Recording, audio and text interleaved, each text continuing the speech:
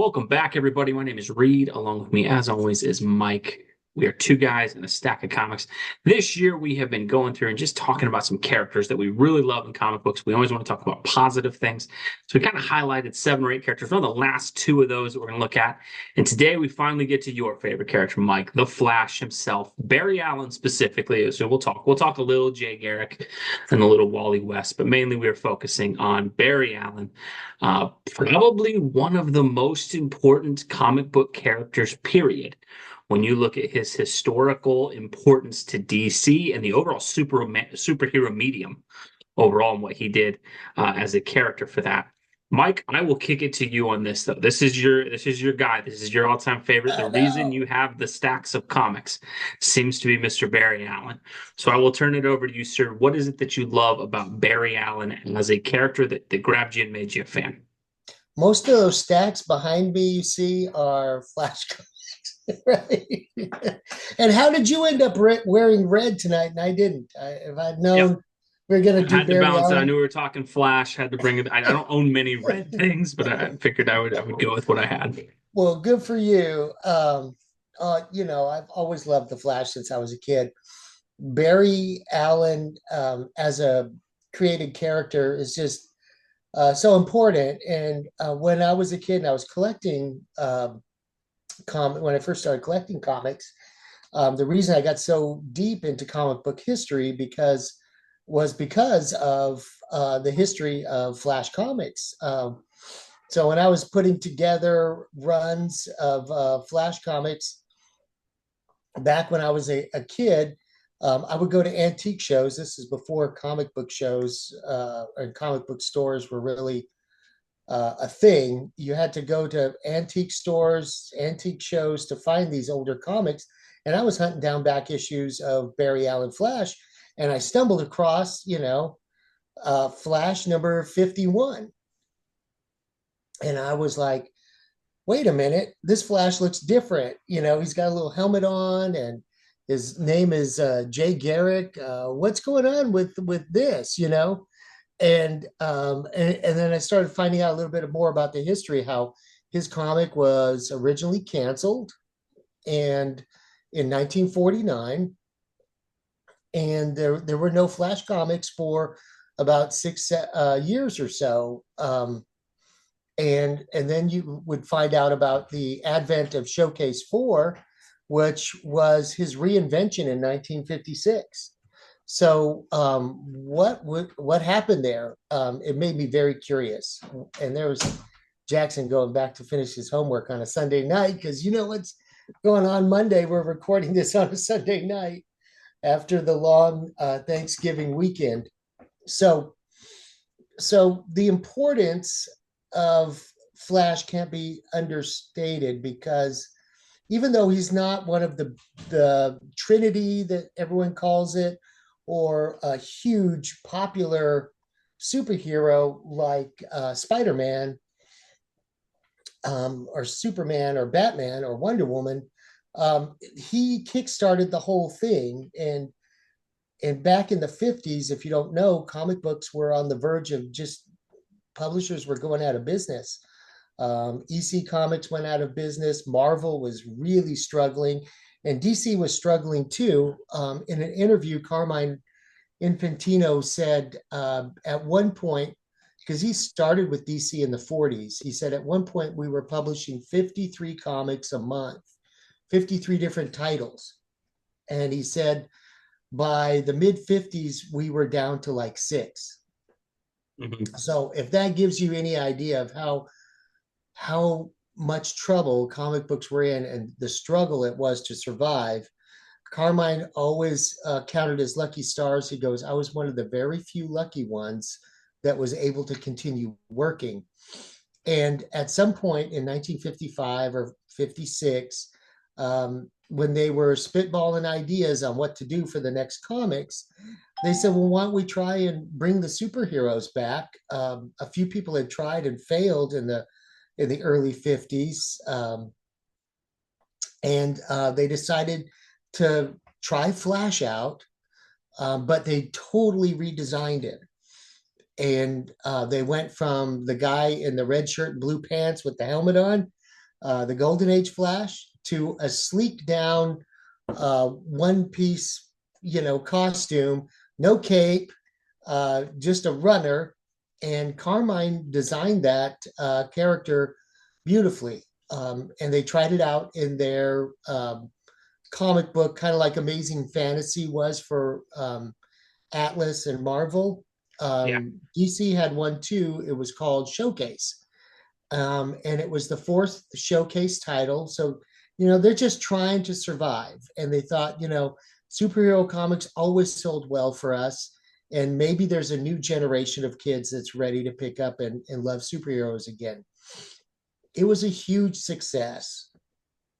And by 1958, they had done four showcase titles with the Flash in it, and they had all sold really, really well. And so they decided trepidatiously to give Flash his first comic. And I think he was only published like 8 times a year. It wasn't a monthly. But they started off with the numbering of 105 in 1959. The last Golden Age Flash was number 104. And again, newsstands didn't like to take number ones because they thought it won't sell. So if they could figure out a way to make the numbering higher, to make it look like it was an established comic to those who didn't know, they did that. And so they did that with Flash, and they started him out at 105, and it was an immediate hit. It did so well that they revamped the old Justice Society and made it into the Justice League. They brought their other characters together in Showcase 22. They brought back the Green Lantern, but totally redesigned him, and really kickstarted the comic book business. Sales were up. They were publishing more titles, and lo and behold, Marvel took note. The infamous golf game between I think it was Jack Leibowitz and the publisher Martin Goodman for Marvel, and Leibowitz was bragging on how well their new title, Justice League of America, was selling. And he goes back to Stan Lee and says, "Hey, the superheroes are selling well. We need to do superheroes again." And remember, Marvel was out of the superhero business in the 50s. They were doing monster comics, they were doing horror, they were doing science fiction, Strange Tales, Tales to Astonish, all these other kind of titles. And what does Stan Lee do? He created the Fantastic Four, and that was a huge hit. And next thing you know, the comic book industry was saved. People started buying comics again, and we probably wouldn't have comic books today if it hadn't been the success of the Flash. So he's super important, and he doesn't really get that recognition, but he really did kickstart all of that. And the reason I love the Flash is because his story themes, he's not a muscle bound character.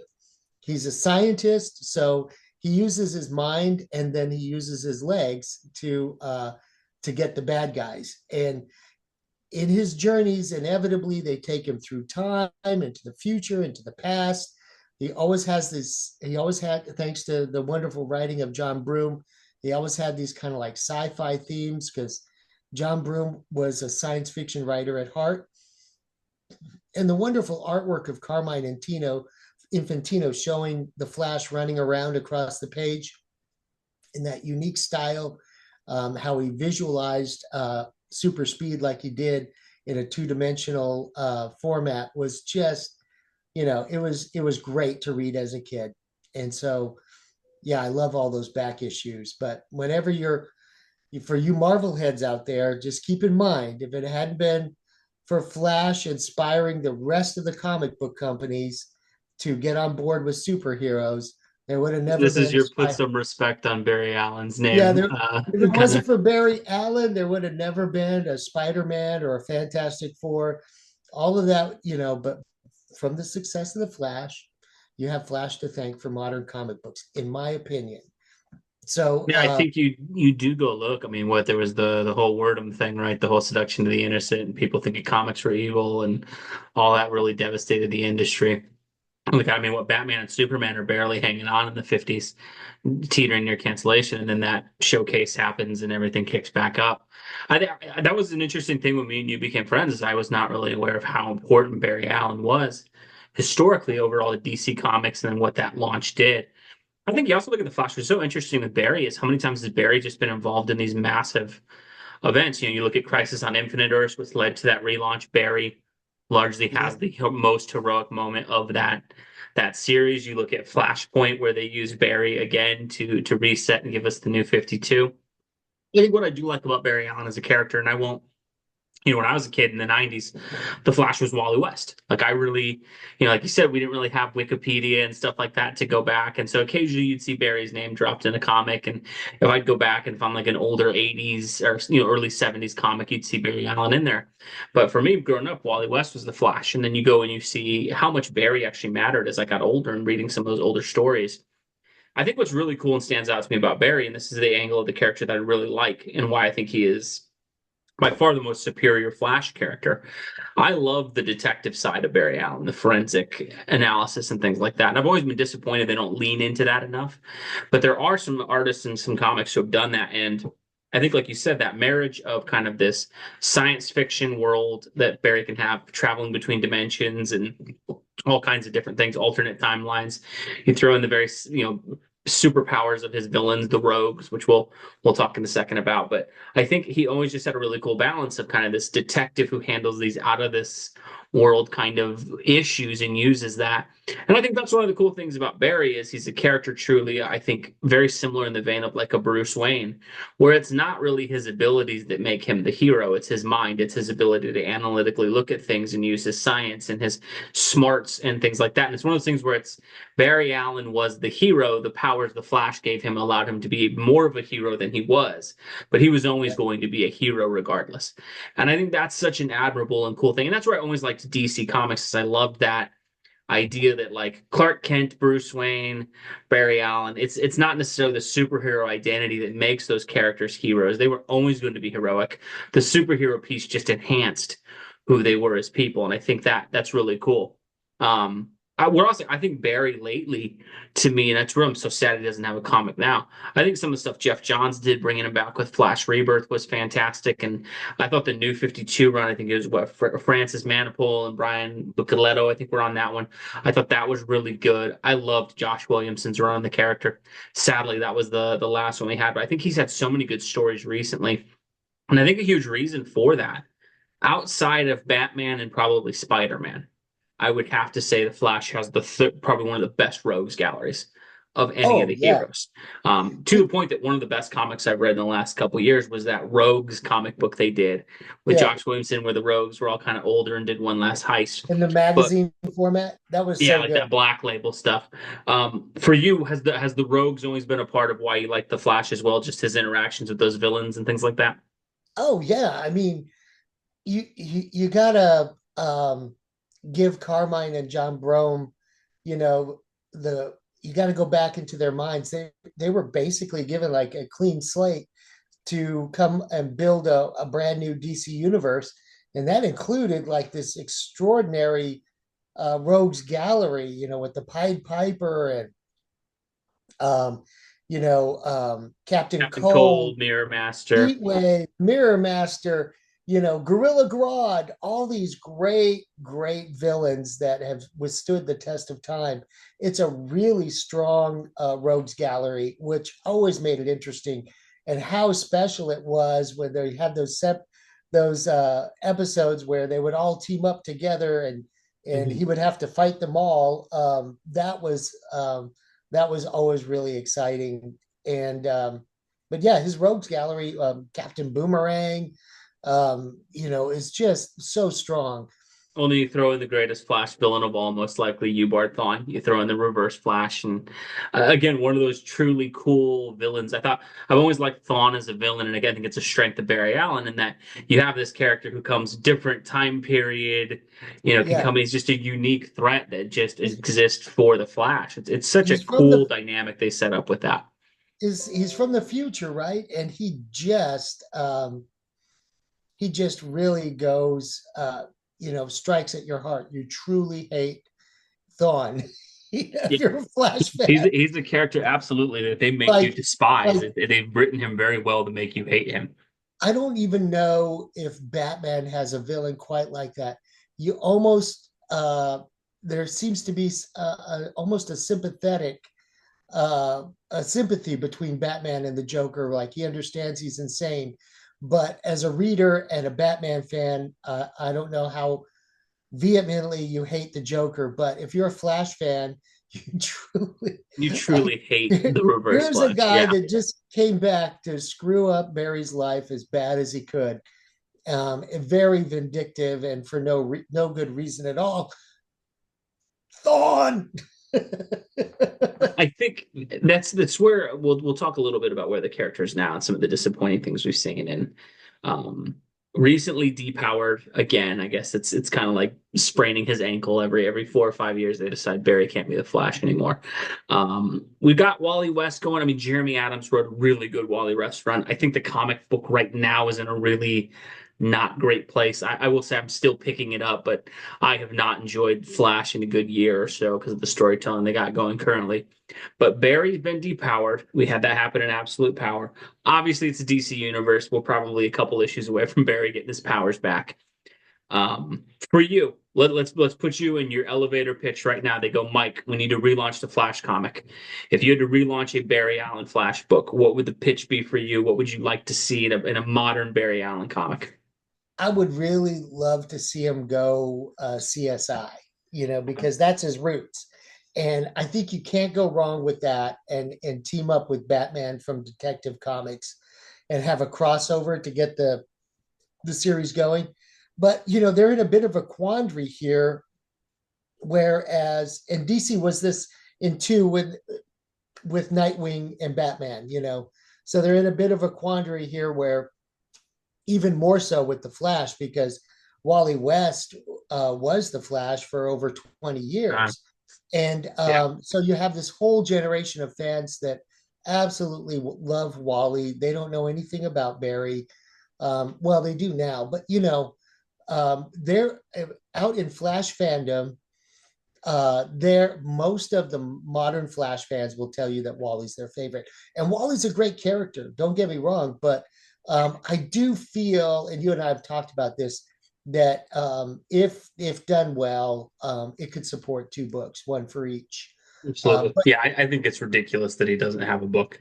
what the thing about it was is that the mantle was literally passed, to Wally. Flash was dead, and he stayed dead for 20 years. That was an event that really stuck, and now he's back, and so if he's back, I think he deserves his own comic. The current run, he's kind of like a side thought, coming in and out, and now he's depowered. So I don't know. I do feel like if it's done well, that the character could support two books, but they need to have two. Certainly, when you look at how They many need to have characters two different DC has books. costumes. You need to have two. Yeah, You gotta have two yeah, I different. think that's the biggest thing is, like you said, right now the Flash is in a place where when the Flash shows up in a costume, unless the character directly addresses them by name, it could be Barry or Wally. They haven't done enough to differentiate the costume. And it was cool when they did the whole, was it Mike Barron, I think was the writer on the original when Wally got his solo series, that it was like honoring Barry and he went from the Kid Flash costume that was yellow to Barry's costume. They need to bring back Barry, but they either need to get Wally a new costume or get Barry a redesign. And Yeah, I think in all honesty, for me, I think you have a great idea in terms of if you want to have two books, I think one, Detective Comics almost is a backup story anyway. I would be so much more excited to see a backup story that's 8 pages with Barry Allen. And you could start it out with he's depowered. Maybe he's just a cop. Have him move to Gotham City and just be a detective in Gotham yeah, for a while, kind of helping Batman with cases in a backup story, like build the excitement for the character. Then bam, that you would could be build it. so cool. That Much would be like they really did on like the cool. Arrow TV show, where he showed up as a detective first. They kind of built up. You fell in love with the character, and then he gets the powers, and we relaunched the series from there. I would lean heavily into that detective piece. Wally's comic book is good because it's a very different comic. It's a family comic. Wally Yeah, is very much the DC equivalent of the Incredibles, where his kids have powers and he's got a wife yeah, and a yeah, baby, and that's great. I think you can tell some great stories with that. Jeremy Adams certainly did. But I yeah. think for Barry, you could go back. I'd have him remarry Iris. Stop doing that seesaw. They should be married. Yeah. And then I think you could just really lean into the detective piece of things with Barry. And I think you could do really interesting science. I mean, imagine a detective in a DC universe, but instead of Batman, where he's mainly solving murders, you could have Barry Allen is solving multiversal murders and solve. If you're gonna have all these crazy things exist in DC, you could really, if you got a strong writer, do a detective thing with Barry that And could be really interesting. and I always thought that was such a missed opportunity in the television series, uh, the Yeah, two the two different TV series that they did, because when he came out, well, he came out in 1989-90 with that one series, which was so much fun to the watch with John John was the ship Wesley. one. Yeah, Yeah, as a Flash fan. They played onto it a little bit, and then they did some more. But with the explosion of the CSI TV shows that came out in the 90s, always in the back of my head, I was thinking, they could bring the Flash back and he could be CSI, but absolutely. with super speed. And it would be so cool to have him chase down crimes at super speed, but using his forensic evidence to do it. I thought it was a no-brainer. And then when the new TV show came out in 2013, they actually started out like that. The Well, first the episode, pilot, the pilot had some really cool detective kind yeah, of CSI oriented things. That's funny. The first couple seasons of the show, I guess we can kind of transition to where he is in media yeah, now to kind of close it out. The show early on seemed like that. They at least tried. They made a nominal effort to yeah, involve that. And then by the end, like everything on the show, by the end, they just got so far out there yeah, with it. I think you could absolutely write an. I mean, I would say you could even write an incredible TV show with Barry. Just no Team yeah. Flash, for the love of God, no Team Flash. Just he's Barry. He's the Flash. If You you want gotta to have have Iris Iris in help there. from a journalistic standpoint, awesome. Yeah, yeah, We don't need Wells. We don't need Cisco. We don't need Caitlin. yeah, It's interesting because the Flash is a character. It's so weird, and like I think other than the first two seasons of the show, and maybe that third season a little bit, you didn't really get a Barry Allen TV show after that because in the show, really, they were so determined to make him part of a team, and all the rogues ended up finding his identity anyway, and they tried to redeem Cold and Heatwave and yeah, a million different wells. You look at the movies. I don't even think I'm not going to torture you by even talking about the Ezra Miller movie any more than just saying it was awful. Barry's such an interesting character because despite having such an on-screen presence with a long-running show and a long movie history of two or three film appearances, we really haven't seen the Barry Allen story told at least correctly. And that's I think, like you said, if they lean in and do a more detective-oriented thing, I'm hoping James Gunn could see the potential in that because I really think if you did that, that could be a very different show. That could be something where you're trotting with a familiar character, but you're actually giving some fans some different things. yeah. Um, we've had a I couple always people play thought the. Go ahead, Mike. I always thought the movies got them wrong because they were trying to play off the jokester Flash that was Wally Wally. West from the animated shows, and they used him kind of like Marvel uses the Hulk now as comic relief almost. And that just really wasn't. That's not really Barry Allen. The crazy So thing with Barry is Barry can be funny, but it's more in an awkward. He's like super straight laced, scientific, yeah, and you could play up the awkwardness of it. It's a different type of humor they than did you that would get. well in the first episode of the TV show. Yeah. They No, it's really, funny because you could see the TV writers, the first couple seasons, I'll give the CW, the first couple seasons of both Arrow and that show had a lot of potential. And then they obviously always just squandered it by throwing in a million characters and making it like Barry couldn't tie his shoelaces without Cisco telling him how they worked by the end. yeah, Um, well, last thing we'll get here. We've had three people playing. We've had John Wesley Shipp, we've had Ezra Miller, and we've had Grant Gustin. In your right. opinion, best on-screen Flash is who? I liked Grant Gustin in the first episodes, the first few seasons of The Flash. I think, other than the weirdness with him marrying his stepsister as Iris West, Yeah. was, but I rolled with it because Candace Patton was such a good actress. She did really well. I just, and I love Why the they chose father. that story angle, man. I love Joe West. He was a great character. I loved him as a stand-in father figure. But Barry Allen had two parents. He came from a regular, but I know they went with the Did the Jeff Johns, they revised they Thawne did that, killed his mom thing? which was a really cool story. Yeah. That so I will give Grant Gustin, although I have a special place in my heart for John Wesley Shipp. That's And one is that I guess I'd give the edge to Gustin. I did like Wesley Shipp. I remember watching that show with my dad in the early 90s. Like I think it was on Friday nights or something like that. I remember watching it with my dad and being all excited for it. I don't know. yeah, It just feels like, as we kind of close here, Flash seems like a character with a ton of potential. I think it'd be great to see DC. But those who didn't know, man, Barry Allen, one of, if not the most important DC character in terms of what he did to revitalize the superhero genre. Let us know what you guys think below. If you're a Flash fan, who is your favorite Flash? What do you love about the Flash? If you're a Jay or Wally fan, let us know. As always, folks, thank you guys for watching. Hope you have a great rest of your day. God bless you. thanks everybody.